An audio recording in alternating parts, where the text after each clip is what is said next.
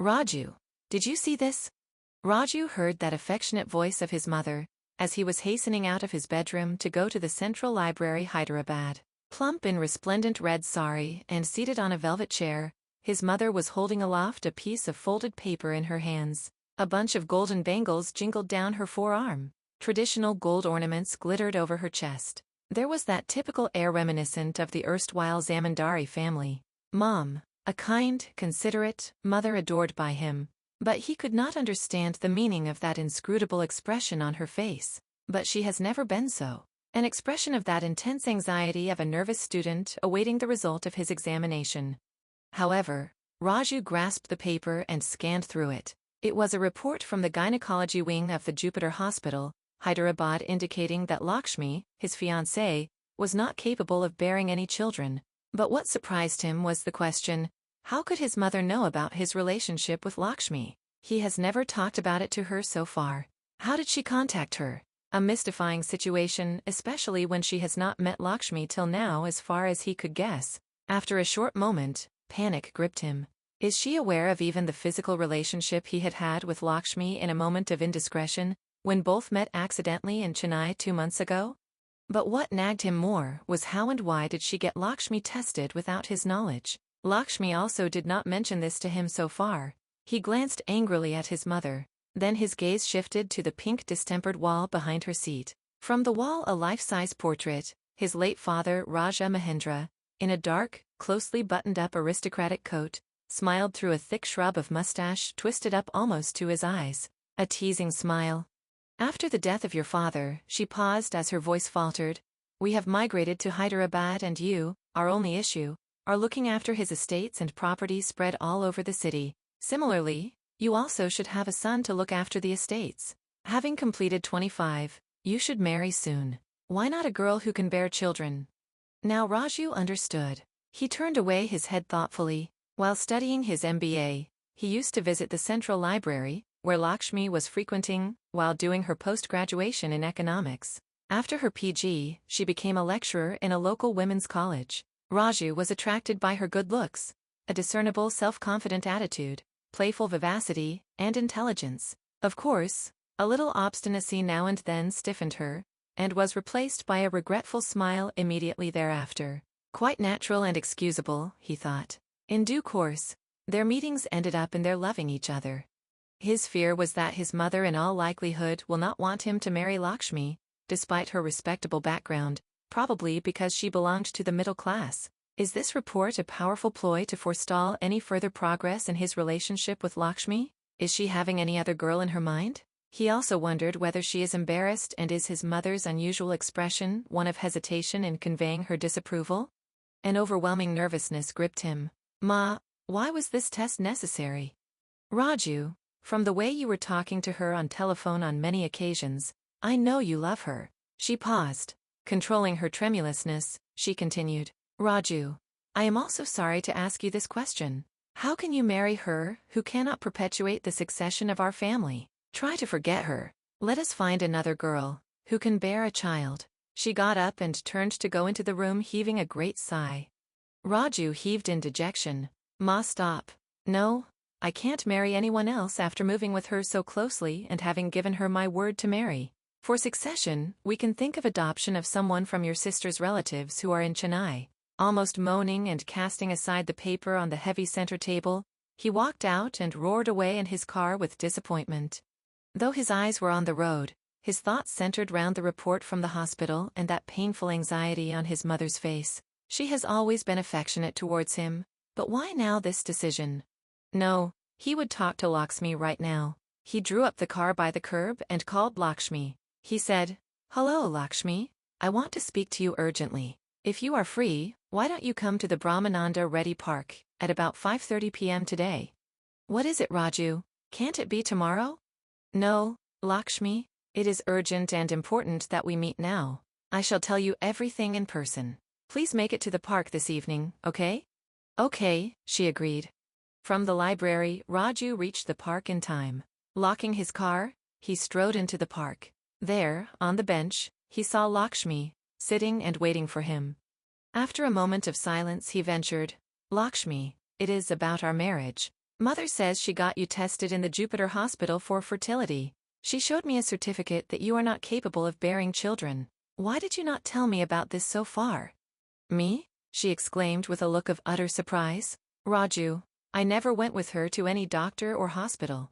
I don't know what this is all about and why she is lying to you. A lightning bolt.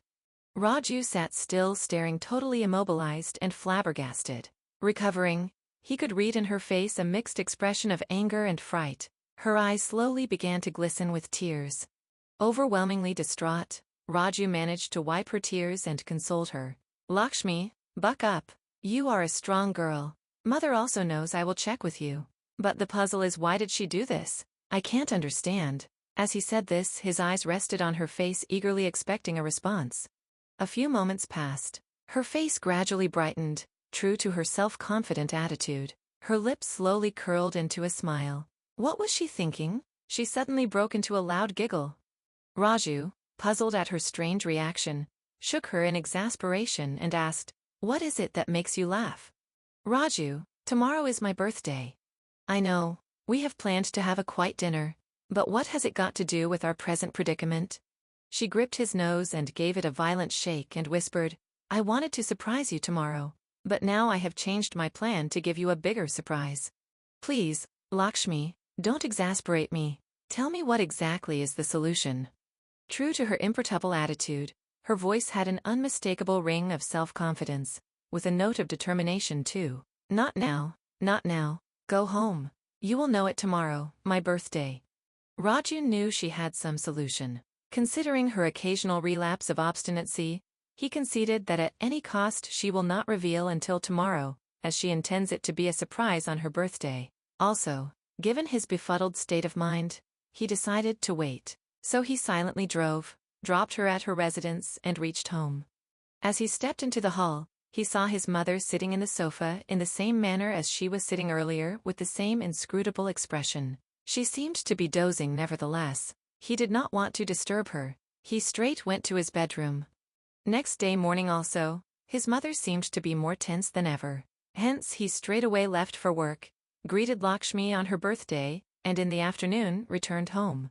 Later, when he came down and as he stepped into the front hall, he found his mother still in the same expression of anxiety sitting on the sofa. She seemed to be waiting for something to happen. Unable to bear any longer her silence, he bent over her and asked, Ma, what is worrying you? Just relax. Let not this matter harm your health. Ma, I want to ask you one thing. He felt his voice choking him. Why did you lie to me? I know you have not met her. Then why did you get that certificate? She slowly with deliberation got up and said in a firm voice, Whatever happens, I will not approve of your marrying any girl who cannot. She was interrupted by the chime of the call bell. Raju turned abruptly and hurried to the door and opened, expecting Lakshmi. Instead, a messenger liveried in pink hospital outfit stood, holding out to Raju an envelope and said, Lakshmi, Madam wanted me to deliver this to you. Who is it, Raju? Asked the mother, still in the grip of nervousness. He did not seem to hear her as he was eagerly reading it. Letting out a scream of excitement, he hopped towards her and bending over her, declared, Yours is a fake certificate. What better proof than this do you want, Ma? The report from the same hospital says she is pregnant. See? Suddenly, he bit his lip and stared at the floor, not able to meet his mother's eyes. I have indiscreetly spilled the beans, the result of my indiscretion a couple of months ago at Chennai. What will the mother say now? As he raised his eyes to meet hers, expecting the worst, he found his mother transformed into her usual self, with no trace of that anxiety in her expression. With her characteristic smile, she said, Raju, I am your mother. I know your mind better than you yourself. Don't underestimate me. Ma, what do you want to convey? Please don't keep me in suspense. Tell me. I am unable to bear this suspense.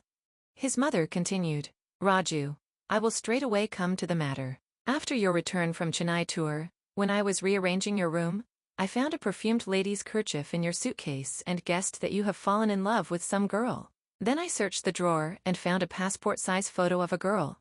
She smiled. Beautiful, of course. Ma. She stopped him short, raising her hand, and continued, On the back of the photograph I found her name, her job and address. I concluded that you should have met Lakshmi at Chennai. Such out-of-town meetings always result in indiscretions.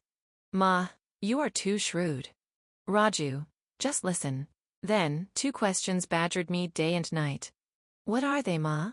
First one is whether you are in a serious relationship with her, or are you carried away by an ephemeral infatuation? Secondly, most important for me was the perpetuation of our ancestry and consequently her fertility, only if you are in a serious relationship.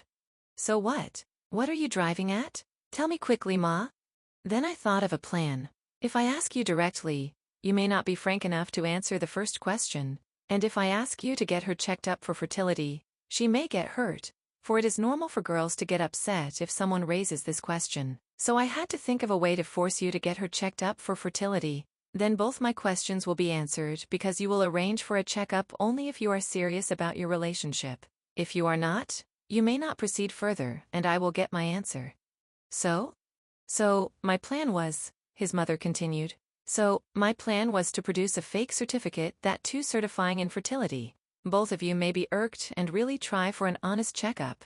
So I called our family doctor, Dr. Swami, to get a fake certificate, and it worked. Not only that, I was anxious that my attempt should bring out positive results because all the three of us will be happy. In fact, I was praying that the real test should have a favorable outcome.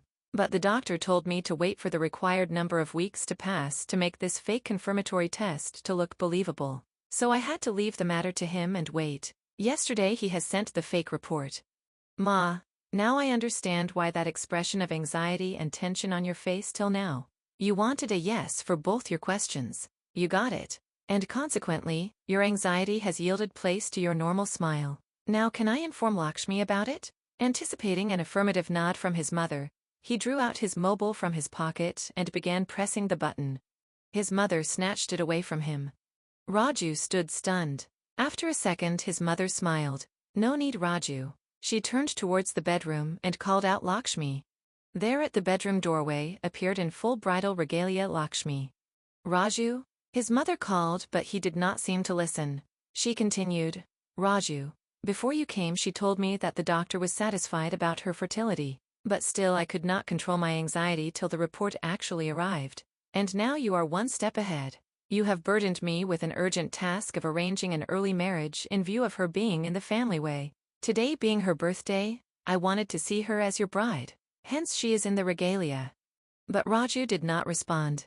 He stood staring at his bride in the bridal attire in utter rapture.